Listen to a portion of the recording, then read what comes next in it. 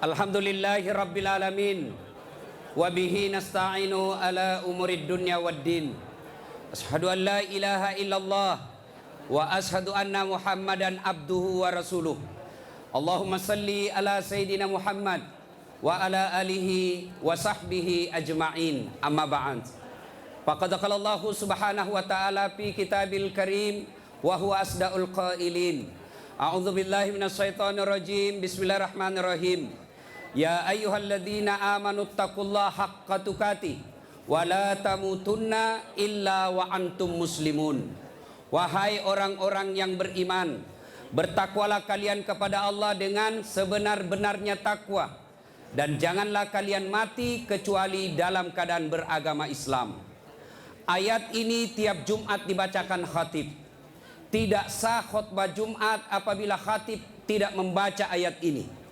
Apabila ada perintah yang harus diulang tiap pekan, berarti perintah itu sangat penting. Ayat ini tiap Jumat dikomandangkan, berarti ayat ini pesannya sangat penting. Jangan kamu mati.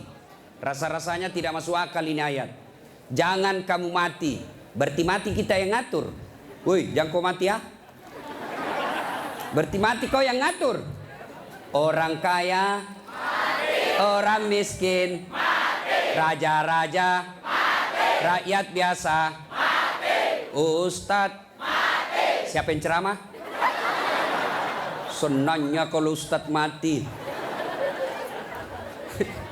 Semua mati. Berarti yang jadi masalah bukan mati. Yang jadi masalah illa wa antum muslimun, kecuali dalam keadaan beragama Islam. Berarti Allah ingin ingatkan kepada kita, wahai warga Yogyakarta, kalian lahir agamamu Islam, khitan kalian Islam, nikah syariat Islam, identitasmu kau tulis agama Islam, tapi belum tentu kau mati dalam keadaan Islam. Adakah orang Islam yang mati dalam keadaan kafir? Ada. Yang mana itu Ustaz? Contoh aja, contoh. Jangan kau marah, jangan marah. Contoh, lempox, ngelem. Jangan kau ketawa. Lem toh, nah campur lem Korea. Tidak mau terbuka mulutnya. Pas ngelem, mabuk setengah. Dia ambil naik motor. Bayangkan kalau orang mabuk setengah naik motor. Dia listrik dikira aspal. Pak, mati kafir kodongo. Makanya anak muda, silakan kau jadi anak gaul, anak band-band, anak motor-motor, anak skater, silakan. Tapi jangan dekati yang namanya minuman keras. Vodka, whisky, Jennifer, Donald, topi miring. Saya baca. Tuh, mati. Siapa lagi yang bisa mati dalam keadaan kafir? Contoh aja ini, jangan marah. Sabung ayam. Ada juga di sini. Didapat sama polisi. Kejar sama polisi. Jangan lari. Masih lari, tembak peringatan. Masih lari, tembak 2 kali. Masih lari, tembak 3 kali. Akhirnya tembak kakinya. Tembak kakinya, kepalanya dikena. Saya tanya temanku ya polisi, bagaimana caranya kakinya kok tembak kok kepalanya dikena? Dia bilang soalnya waktu tembak dia jongkok. Pantas. Ini jangan kau musuhi polisi cowok. Oi, kau kira enak kalau hidupmu tidak ada polisi di Indonesia? Rumahmu dirampok, istrimu dibunuh, anak gadismu diperkosa, hartamu dijarah, kau datang ke polisi. Tolong polisi, tegakkan hukum, cari pelakunya. Apa kata polisi? Mohon maaf, baru saja polsek bubar. Jangan ketawa, saya serius ini. Toh, pun kalau ada polisi yang minta-minta uang di jalan, biar anak SMP diminta juga uangnya, itu bukan polisi Indonesia, polisi film India. Itu film India kan 3 jam, nanti habis film baru dia datang.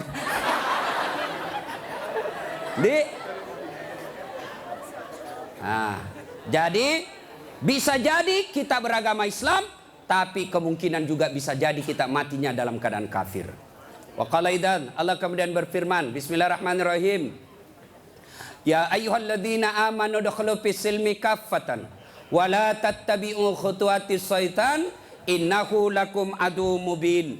Wahai orang-orang yang beriman, masuklah engkau ke dalam Islam secara sempurna, bukan Islam pencitraan, bukan Islam pilpres, bukan Islam pilcaleg, tapi Islamlah secara benar. Itu caleg kalau mau dipilih pasang baliho, takbir, fotonya dibalik kepalanya, siap jungkir balik untuk rakyat, pret, belem-belem. Tidak. Islamlah secara benar. Wala tattabi'u khutuwatis syaitan, dan janganlah engkau ikuti langkah-langkah setan, karena sesungguhnya setan itu musuh yang nyata bagi kalian. Musuh kalian bukan ulama, musuh kalian bukan ustadz, musuh kalian bukan tentara, musuh kalian bukan polisi, musuh kalian bukan mahasiswa, musuh kalian adalah setan, dan setan itu musuh yang nyata bagi kalian. Kalau saya ceramah seperti ini, ada enggak setan di tengah-tengah kita? Ada. Orang ceramah masa ada setan? Ada, setannya bukan pocong. Tapi apa setan yang ada di tengah-tengah kita? Bentuknya handphone. Apa ibu? Orang sudah ceramah masih sibuk juga. Sudah 55 umurnya siaran langsung juga.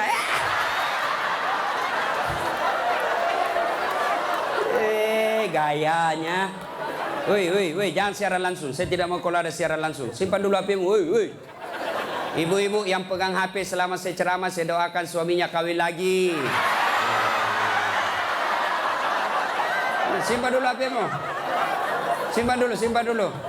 Simpan dulu HP, simpan dulu. Simpan ya. Bisa? Bu, ada ibu-ibu di Makassar ngefans betul sama saya.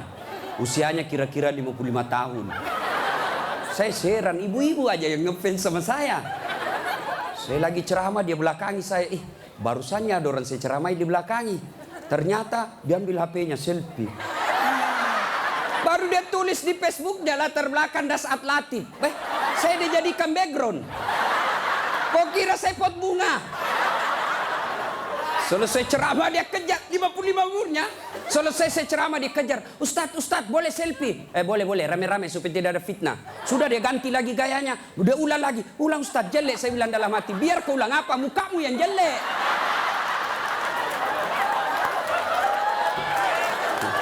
Selesai selfie, langsung dia bilang, Ustadz boleh cium? Haram, tidak boleh. Tidak nafsu Ustadz, cari barakah, haram. Coba kau masih muda. Nakal. Simpan dulu HP ya, simpan dulu ya. Bu, bisa? Nah, wa qala idzan, Allah kemudian berfirman, Bismillahirrahmanirrahim. Innallaha wa malaikatahu yusalluna 'alan nabi. Ya ayyuhalladzina amanu sallu alaihi wa sallimu taslima. Sesungguhnya Allah dan para malaikatnya bersalawat kepada Rasulullah Muhammad sallallahu alaihi wasallam, maka wahai orang-orang yang beriman, bersalawatlah kalian kepada Rasulullah dengan sebaik-baik solawat. Saya mau dengar mana lebih kencang suaranya, ibu-ibu dengan bapak-bapak. Kita tanding malam ini, siap? Siap? Yuk cowok-cowok, terutama ini cowok jomblo fisabilillah. Kau diam dulu, kita dengar dulu ini ibu-ibu salawat ya. Ayo bu, ayo bareng-bareng bu. Salatullah salamullah ala toha Rasulillah. Salatullah salamullah ala yasin Habibillah. Alhamdulillah. Ini bukan kencang, ini namanya syahdu. Suara begini yang kasih nafsu laki-laki. Makanya cewek, kalau kau ditelepon cowok, jangan kau kasih syahdu suaramu. Assalamualaikum, waalaikumsalam. Bagaimana orang tak nafsu sama kau? Lagi di mana dek? Di rumah aja kak. Kau tegas dong. Sebagai cewek muslimah, jangan kau mendayu-dayu. Assalamualaikum, waalaikumsalam. Lagi di mana? Di rumah. Ngapa? Apa tanya-tanya? Berhenti. Ini Waalaikumsalam. Ibu-ibu diam, kita dengar ini cowok-cowok. Ayo, cowok jangan mempermalukan jenis kelamin. Ayo. Ayo. Diam ya, diam. Kita dengar ini cowok. Yuk. Salatu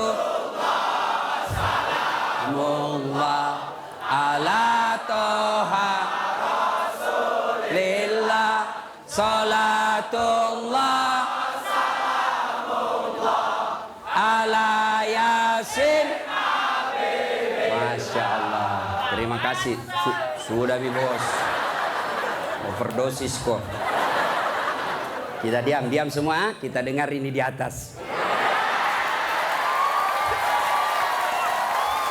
Ayo. Duduk ngambil gaya lo. Ya, ayo bareng-bareng. Yuk.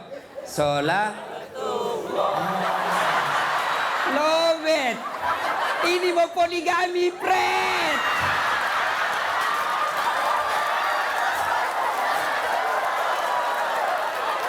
Nah, ayo bareng-bareng semua. Yuk. Salatullah salamullah ala toha rasulillah. Salatullah salamullah ala yasin habibillah. Alhamdulillah, terima kasih. Dek, bisa ndak bedakan tadi mana suara cewek, mana suara laki-laki? Bisa. Kenapa bisa? Karena Allah kasih kita telinga yang lengkap sensor pembedanya. Dia bisa bedakan mana bunyi handphone, mana bunyi kentut. Tanpa kau pernah kursus. Woi cewek, mau ndak saya kasih handphone iPhone X Max 512 giga? Mau? Gratis, mau? Mau mana? Mau. Tapi pulsanya 5 juta ibu, mau? Tapi begitu saya kasih langsung tuli. Nah, mau diapa handphone kalau kau sudah tuli? Halo.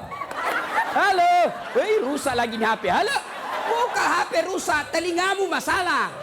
Berarti yang mahal bukan jaringan, yang mahal bukan seluler, yang bukan handphone yang mahal. Apa yang mahal? Telinga. Allah kasih kau gratis, tidak perlu kau bayar. Hebatnya lagi nih telinga, ya. Tempatnya kiri kanan proporsional. Bagaimana seandainya telingamu satu di bawah pantat? Halo, ya Ustadz. Lagi di mana? Di rumahnya Ustadz. Ayo. Repot toh? Ya, repot. Makanya kita ucapkan Alhamdulillah. Woi, cowok. Woi. Mau saya kasih ini kamera, mahal ini kalau dikumpul semua, ratusan juta ini.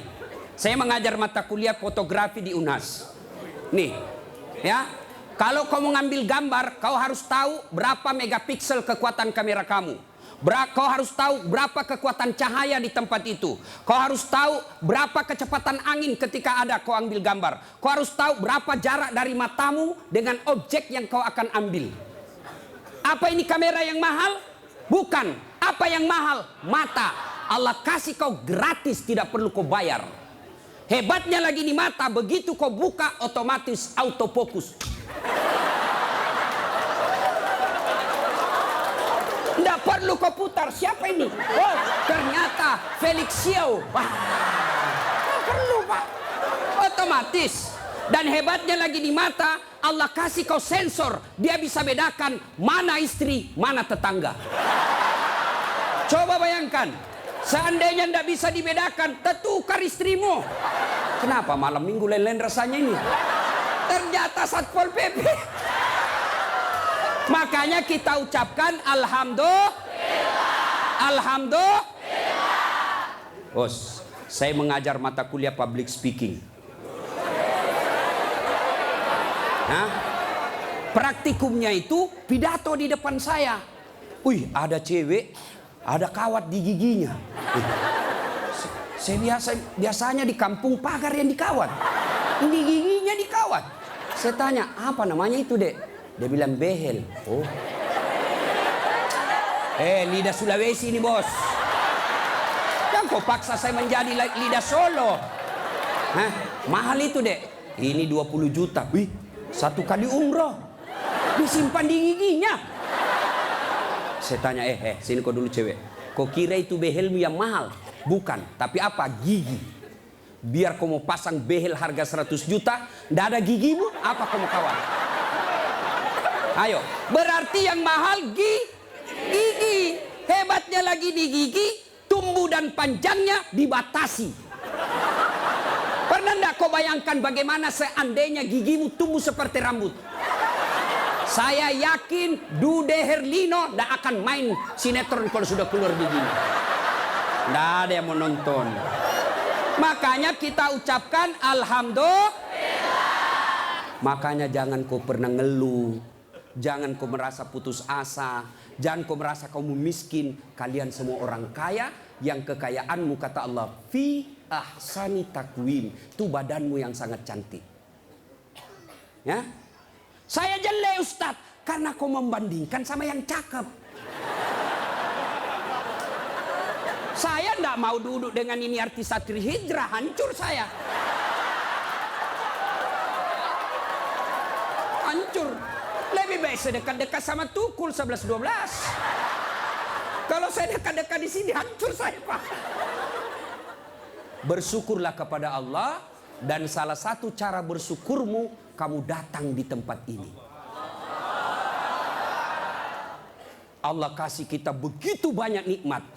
Sehingga Rasulullah pernah sujud, meneteskan air mata dalam sujudnya. Lalu Umar bertanya, ya Rasulullah, kenapa kau meneteskan air mata? Kata Nabi, karena saya tidak bisa membayar nikmat Allah dengan ibadah yang saya lakukan. Adakah yang bisa mengalahkan ibadahnya Nabi? Demi Allah, di kolong langit ini tidak ada orang yang hebat ibadahnya seperti Rasulullah Muhammad SAW. Tapi beliau masih sadar ibadah yang dilakukan tidak mampu membayar nikmat yang Allah berikan. Maka kalian bersyukur datang ke tempat ini. Dengan catatan, setelah kau datang ke tempat ini, sehari sampai 3 hari, kalian dengar dakwah, kalian berzikir, kalian ngaji, kalian mencatat. Ingat, setan tidak pernah putus asa menggoda kalian. Bagaimana cara dia goda? Dia hancurkan pahala-pahalamu. Adakah perbuatan yang bisa menghancurkan pahala-pahala kita? Ada, kata Nabi. Sittatu asyain tuhbitul amal. Ada 6 sifat yang bisa menghancurkan amal-amal kebaikanmu. Adik-adik sekalian, kalian pulang ke sini 3 hari kalian bertempur. 3 hari kalian bertempur melawan iblis, melawan kesombongan, melawan kepongahan, meningkatkan kesabaran. Jangan pikir setan putus asa menggodamu. Dia akan goda kamu setelah kau pulang. Dengan cara apa? Dia hancurkan amal-amalmu. Sehingga nanti kau berkata di hadapan Allah, ya Allah, mana pahalaku? 3 hari 3 malam saya dengar dakwah. Allah menyatakan, memang dulu ada pahalamu, tapi hancur oleh karena perbuatanmu sendiri. Apa gerangan yang menghancurkan amal itu? Kata Nabi, 1, al-istighalu bi'uyubil khalq. Suka sekali cerita kejelekan orang, dia lupa kejelekan dirinya sendiri. Gosip, gibah, penyakitnya. Bu ibu. Nabi ketika Isra Mi'raj diperlihatkan, bawa Nabi ke surga, Masya Allah banyak perempuan. Masuk ke neraka, na'udzubillah min zalik, lebih banyak lagi perempuan. Kenapa? Kata Nabi, karena 2 hal. 1, dia tidak mampu mensyukuri nikmat berupa suami. Dan yang kedua, dia tidak mampu menjaga mulutnya. Penyakitnya ibu-ibu. Saya ajak lewat tadi, masih ada yang gosip. Begitu saya dilihat, dia bilang, itu juga bajunya yang di YouTube. Sibuk. Kenapa? Saya pakai baju kau yang sibuk. Kang gosip. Jengkelku. Apa kau gosip saya? Bu, halo ibu. Penyakit ibu-ibu yang tidak bisa dikendalikan hawa nafsu menceritakan kejelekan orang. Kalau laki-laki kumpul paling dicerita, wih, itu anak sayang. Yang pertama cakep tapi beleng-beleng. Itu yang kedua cakep, tapi ya dongok. Itu kan. Paling kita cerita itu Wah, itu motor saya rewel, itu mobil saya yang tua, wah sedikit-sedikit mogok lagi, itu atap rumah saya bocor. Paling kalau bapak cerita itu, tapi coba kalau ibu-ibu. Pertama dicerita sinetron, jelek betul sifatnya itu ya. Sana itu. Iya toh, langsung tetangga jadi korban. Kumpul begini tuh masih ada gosip. Apa? Dia enggak ngomong tapi matanya dong. Apa? Kudungnya enggak serasi dengan roknya. Beliau kayak umbul-umbul. Sudah. Satu udah digosip. Lewat lagi satu. Apa? Palsu. Kenapa kau tahu? Lipstiknya. Kenapa kau tahu? Melengket di giginya. Coba ya. Ayo adik-adik. Ya. Nah, maka saya heran sebagai anak bangsa, kok kita dituduh orang Islam selalu menyebarkan fitnah. Islam sangat membenci fitnah sehingga Nabi mengatakan al fitnatu asaddu minal qatl. Fitnah itu lebih kejam daripada membunuh. Jadi pemain buser, apakah namanya itu? Cocok nih. Buser, apakah itu? Yang suka cari duit dari menyebarkan fitnah. Hah? Yo itu buzzer. Hah? Manalah. Tidak adalah kita orang Islam. Suatu kali Nabi menyampaikan, barang siapa yang mengucapkan 2 kali syahadat, diyakini sampai mati pasti masuk surga. Abu Hurairah senang dengar ini. Lalu Abu Hurairah berlari-lari kecil menuju ke pasar. Dengan tujuan apa? Dia mau menyampaikan berita gembira ini. Lalu didapat oleh Umar.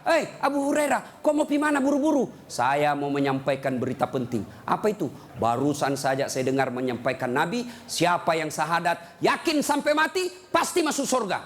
Umar berkata, betul kok Nabi bilang begitu? Betul. Saya tidak percaya. Ayo kita datang ke sumber.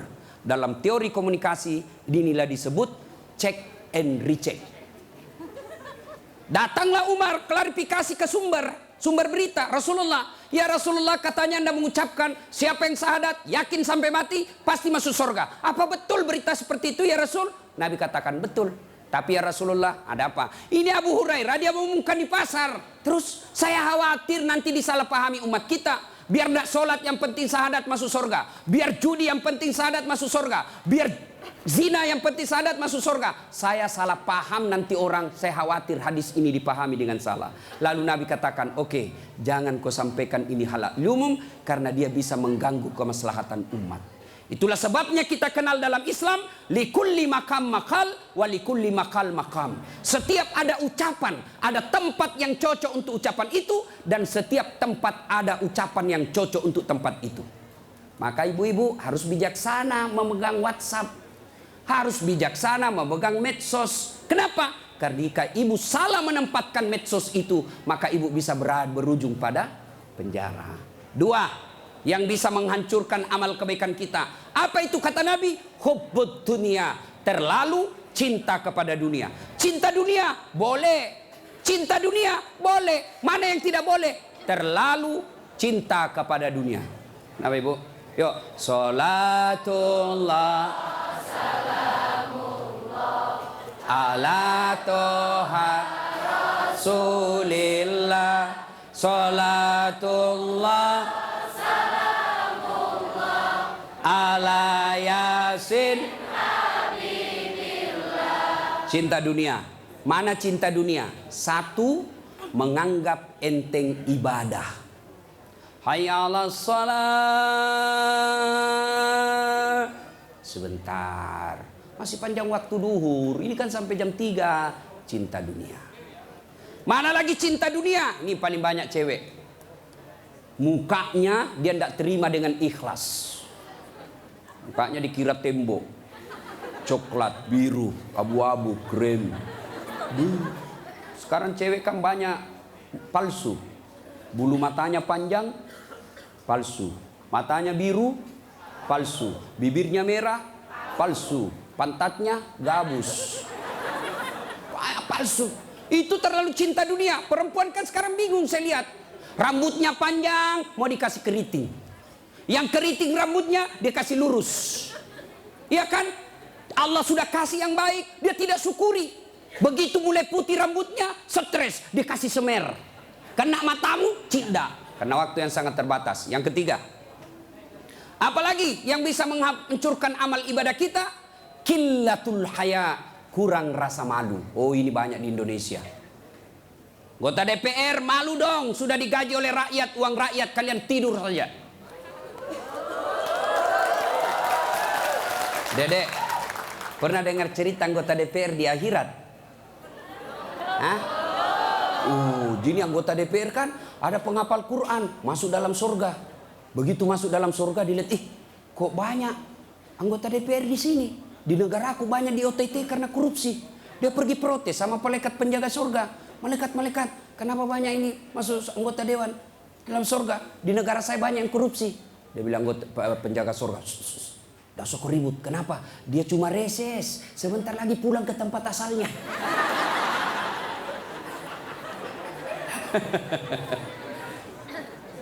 Terlalu cinta kepada dunia dilarang oleh agama.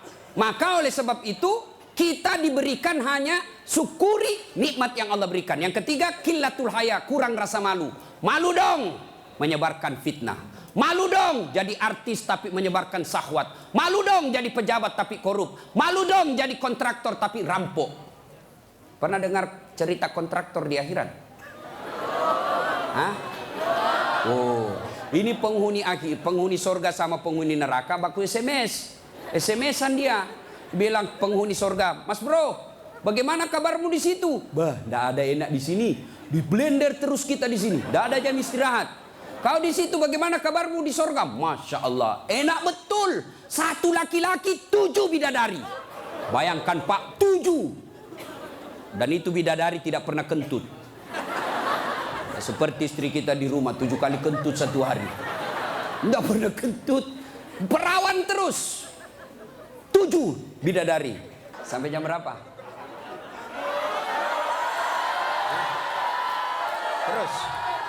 Terus.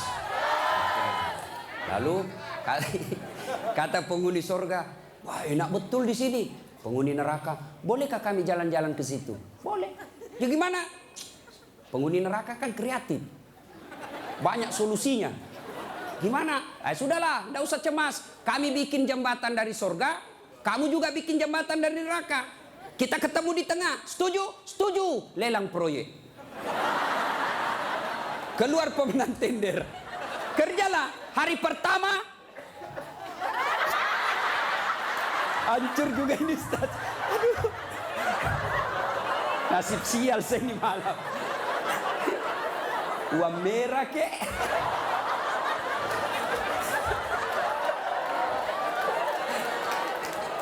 Jauh-jauh dari Sulawesi 10.000.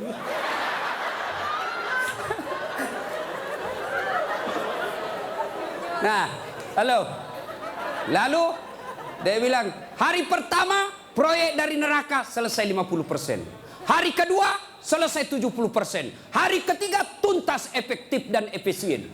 Selesai proyek. Sampai di tengah dilihat-lihat di proyek dari surga. Kenapa belum mulai? Dia teriak lah ini dari neraka. Mas bro, kenapa kau belum mulai proyekmu? Kami sudah sampai di tengah sesuai perjanjian.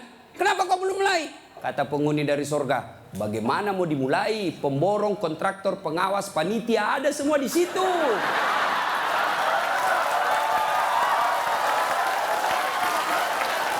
Di sini penghafal Quran aja di sini. Nggak tahu itu proyek, salah-salah kalkulatornya.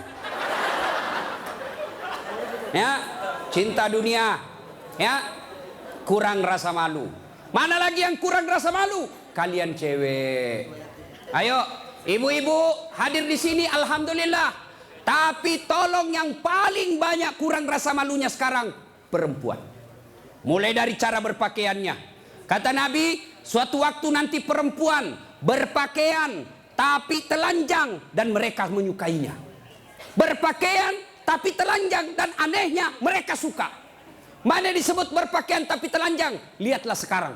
Saya selalu istilahkan lebih susah lihat paha ayam kampung daripada paha cewek. Yang ketawa, saya serius ini. Coba lihat paha ayam kampung. Bapak harus kembali kampung dulu. Namanya ayam kampung, jadi kita harus kampung dulu. Iya toh? Sampai di kampung, kau sudah lihat pahanya ayam? Tidak. Kau beli dulu 100.000. Sudah kau beli, sudah kau lihat pahanya? Belum. Kau kejar dulu 1 jam. Begitu kau mau tangkap, dia terbang. 1 jam dikejar, baru tangkap. Sudah kau tangkap, sudah lihat pahanya? Belum. Kau potong dulu dengan ucapan Bismillahirrahmanirrahim. Sudah kau potong, sudah lihat pahanya? Belum. Kau rebus dulu 15 menit air panas. Sudah kau rebus, sudah lihat pahanya? Belum. Baru dicabut. Baru kelihatan pahanya putih mulus. Balik kampung, kau keluar 100.000, kau kejar 1 jam, kau potong dengan kalimat basmalah, kau rendam 15 menit air panas, baru lihat pahanya yang putih. Ayam kampung. Tapi coba lihat cewek, kau berdiri saja di pinggir jalan, 15 menit, 10 pasang paha cewek gratis. Bahkan kadang-kala boleh dicolek. Makanya cewek, mari kita kerjasama. Kami laki-laki jaga mata, tapi tolong Anda cewek jaga akhlak. Biar kami setengah mati jaga mata, kalau kalian gentayangan habis amal kami.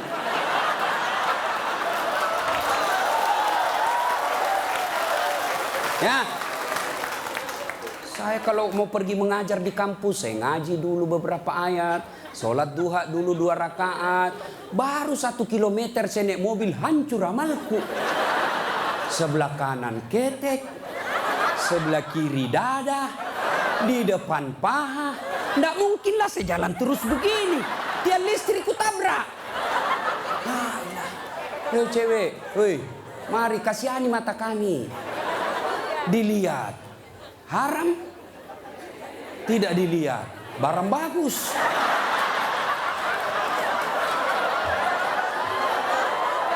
Hei, oke, sekarang banyak perempuan kurang rasa malunya. Dulu. Kalau ada perempuan hamil di luar nikah, dibuang dari kampungnya. Keluar kau menyebarkan aib. Itu dulu. Dulu perempuan meskipun belum pakai jilbab, tapi dia jaga harga dirinya. Saya zaman SMA kan belum ada jilbab. Kawan saya kalau jatuh ballpointnya, kan tidak pakai jilbab. Dia pegang dulu ini, lalu dipegang roknya di bawah, baru dia dongkok begini. Dulu. Sekarang cewek dia sengaja memang itu pakai tipis kecil, jalan dia mau tabrak kita. Hancur. Maka kalian akhwat yang datang di sini pengajian selama 3 hari 3 malam, tolong selamatkan saudara-saudara kalian akhwat-akhwat supaya mereka tidak pakai begitu. Kalian tularkan itu jilbabmu kepada saudara-saudara semuslimah. Jangan kau biarkan mereka, dakwai mereka. Dia mau dengar atau tidak, kewajibanmu sampaikan, soal diamalkan urusan lain. Terutama juga yang pakai jilbab tapi tidak memenuhi syarat. Pakaian jilbab itu, pakaian menurut Islam itu ada 4 syaratnya. Nih dengar baik-baik yang mau bikin baju. 1, syarat pakaian itu nutup aurat. Alhamdulillah kalian semua nutup aurat. Mana auratnya perempuan? Seluruh anggota tubuhnya kecuali telapak tangan. Saat itu pakai jilbab kelihatan lehernya, tinggal lehernya dibakar nanti. Ya. Kelihatan pahanya nanti dibakar. Kalau cewek masih enak dilihat. Ini ada juga orang tua. Sudah mau ada cucunya. Pakaiannya saya tanya, Bu, kenapa pakai begitu? Ibu sudah tua. Dia bilang, ini baru ada. Dulu waktu saya gadis tidak ada begini, Ustaz. Ini namanya bagus dikasih ibu, kasih STNK. Tahu STNK? Sudah tua, nakal kembali. Kasih itu STNK itu buru-buru gitu. Laki-laki mana auratnya? Pusat sampai lutut. Artinya adik-adik kalian yang sudah mengaku diri hijrah, silahkan main futsal, silahkan main bola, silahkan olahraga, tapi tolong jangan kelihatan pahamu.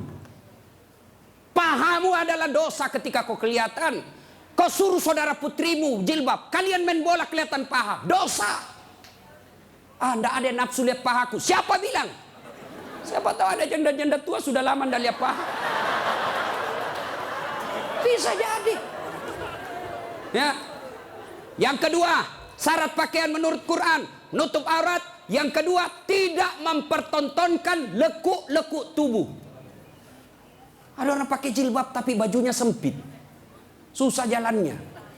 Coba lihat itu kalau ada pengantin, pakailah jilbab sakaratil maut. Yang 3 lapis, kuning, biru, abu-abu, dikasih kiri lagi sedikit. Ada talinya dia ikat dulu, 2 meter dia kasih di lehernya. Kasih dulu. Nah, mulai enggak bisa goyang tangannya. Bajunya sempit, roknya sempit. Jalanlah dia bilang suaminya, buru-buru ibu kita ketinggalan. Tunggu dulu pak. Dongo. Itu namanya beleng-beleng. Tahu beleng-beleng? Dongo. Tahu dongo? Nah, kaulah itu. Ayo. Syarat yang ketiga, cowok juga. Kalian pikir kalau kau cowok berpakaian ketat-ketat tidak berdosa? Dosa juga itu. Yang lebih mencengkelkan itu yang gendut. Masuklah dia di masjid pakai kaos oblong. Begitu dia ruku, mulai mencemaskan. Sujud, ada celengan. Beleng-beleng.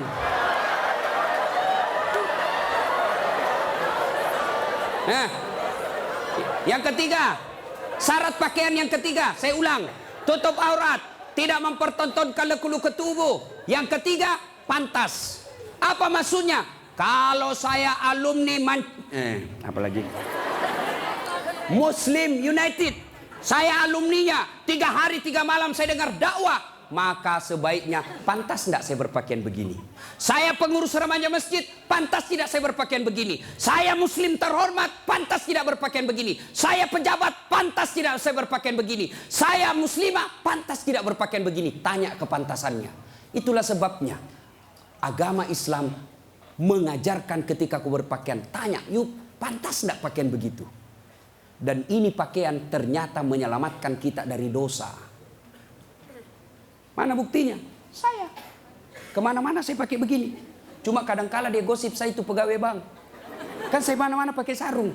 Saya masuk nabung ada pegawai apa sih itu yang namanya terima duit? Teller. Hah? Iya teller. Dia gosip. Dia apa? Salah masuk. Dia kira masjid. Dia kira saya masuk masjid, saya pakai sarung. Saya dengarlah saya, kenapa? Saya pakai sarung koin sibuk. Nggak jadi saya nabung, pulang saya. Orang kalau pakai muslim begini, baju koko, gamis, insya Allah terpelihara dari dosa. Saya jalan tiba-tiba di mall banyak cewek cantik, nggak mungkin saya lihat. Kenapa? Saya malu. Masa Ustadz lihat yang cantik? Terpaksa dilihat, ya lihat sedikit aja. Sudah. Ayo, ibu-ibu, mau ndak suamimu terhindar dari tempat-tempat maksiat? Keluar, suruh pakai peci, pakai songkok, pakai gamis. Ndak mungkin dia pakai begini pergi main biliar. Maka suruh pakai itu. Ada di Makassar, saya sudah suruh pakai Ustaz, tapi di mobil dia ganti. Memang sudah tabiatnya itu sudah bajingan. Yang keempat, syarat pakaian yang keempat adalah indah. Ternyata Allah tidak meninggalkan keindahan. Allah tidak melarang kita keindahan dalam berpakaian, tapi dengan catatan tertib aturannya. 1, tutup auratmu. 2, jangan kau tontonkan lekunya. 3, pantas. 4, indah. Ini sistematis, tidak boleh ditukar. Sayang 1000 sayang kita bikin pakaian. Indah nomor 1, nutup aurat 19. Akhirnya pakaian kita seperti yang kita lihat sekarang ini. Yang di atas turun ke bawah. Yang di bawah naik ke atas. Ketemu di tengah. Tipis, sempit, kecil. Dongo. Nah, qillatul haya, kurang rasa malu. Yang keempat, yang bisa menghancurkan amal kebaikanmu kata Nabi, qaswatul qalbi. Apa itu?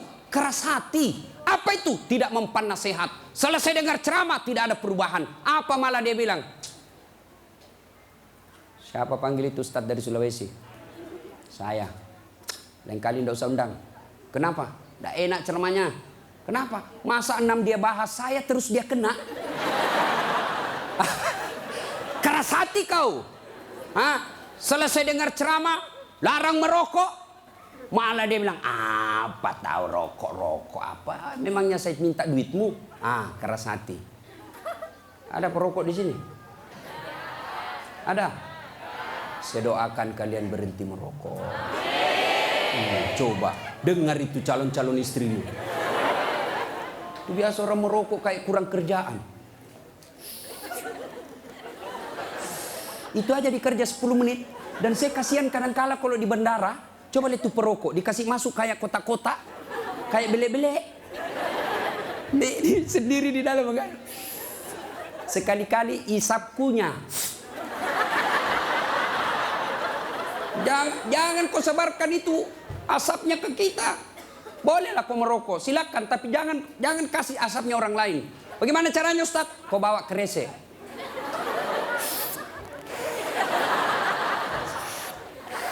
Itu bebas polusi.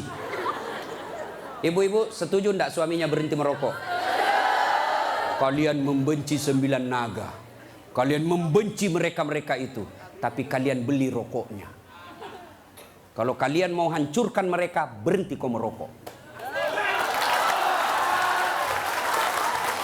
Lebih baik itu rokokmu anak muda, kau tabung, lamar cewekmu. Kau juga cewek, jangan terlalu lama mau dipacari. Ini pacaran Islami, Ustaz. Pret. Pacaran syar'i. Mana ada pacaran syar'i, cilaka? Dengar ini cewek. Kau sudah 2 tahun dipacari, tidak dilamar-lamar. Berhenti kau. Kasih tahu itu cowokmu. Motor aja dicicil 1 tahun sudah lunas. Kamu sudah 2 tahun dipacari, tidak dilamar-lamar. Modal 10.000. Roti 1. Teh botol 1, autan 2. Dibagikan. Modal 10.000 malam minggu.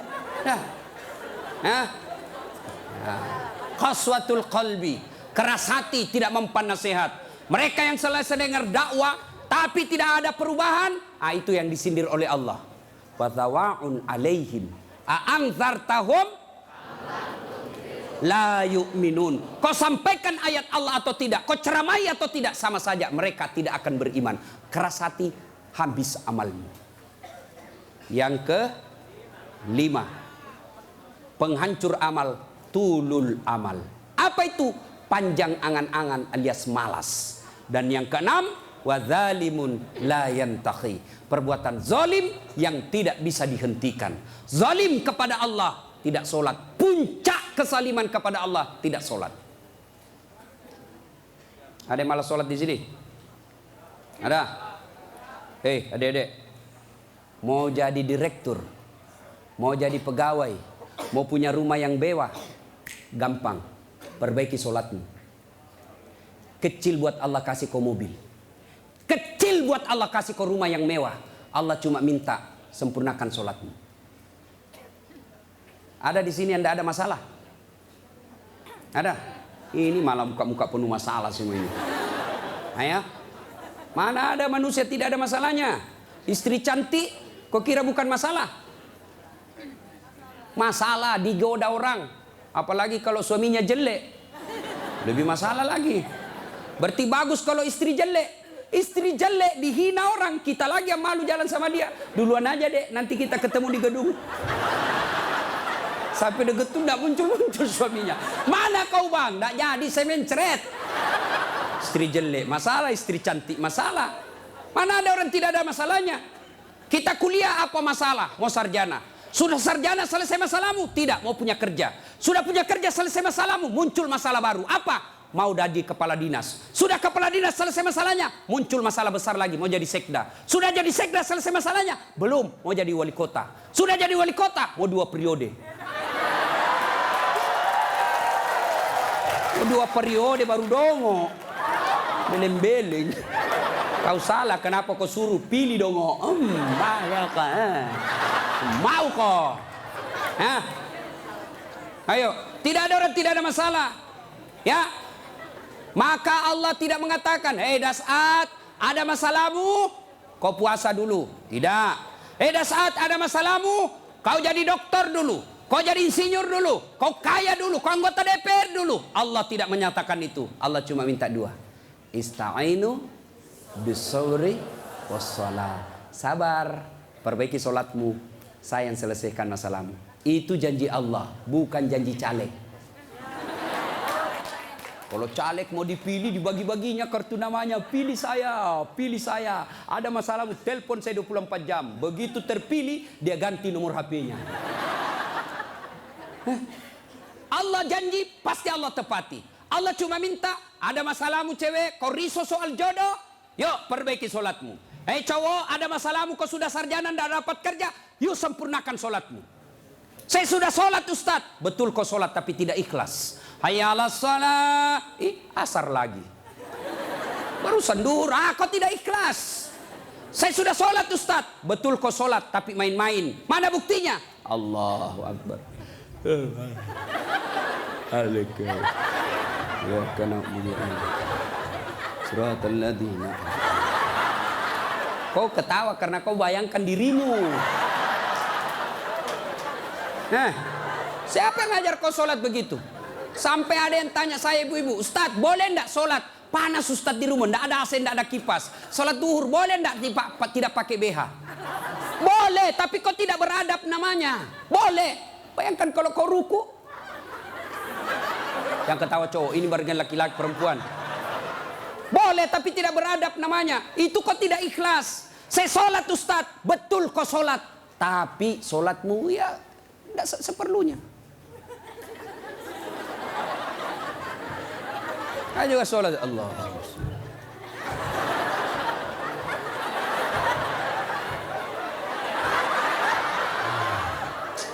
30 tahun kau sholat kalau begini gayamu bos. Adik-adik, kau punya handphone? Ibu-ibu punya handphone? Waktu beli handphone itu ada buku pedoman kan? Iya. Dan di situ dicatat merah tebal buku pedoman petunjuk pemakaian handphone. Dicatat besar-besar, catatan penting. Baca buku pedoman ini sebelum penggunaan handphone. Handphone aja kau pakai itu belum tentu untuk kebaikan. Ada buku pedoman penggunaannya. Sholat kalian yang pakai 5 kali sehari semalam paling sedikit. Lalu kenapa kau tidak pernah buka buku pedoman sholatmu? Ya. Nah, maka bu, bapak, perbaiki saja sholat. Insya Allah selesai masalahmu. Ya? Zolim. Zolimun la yantakhi. Perbuatan zolim yang tidak bisa dihentikan kepada Allah. Yang kedua, zolim kepada jenis kedua, zolim kepada sesama manusia. Tidak usah zolim kepada tetangga. Ibu-ibu zolim kepada suaminya. Mana ibu-ibu zolim kepada suaminya? Suaminya dijadikan tahanan kota. Baru keluar 1 jam ditelepon. Di mana kau pak? Di mana kau? Keluar kau, pulang kau. Bagaimana kita tidak cepat mati? Kita keluar, kau cari sampai di rumah, kau maki-maki. Baik kalau kau cantik,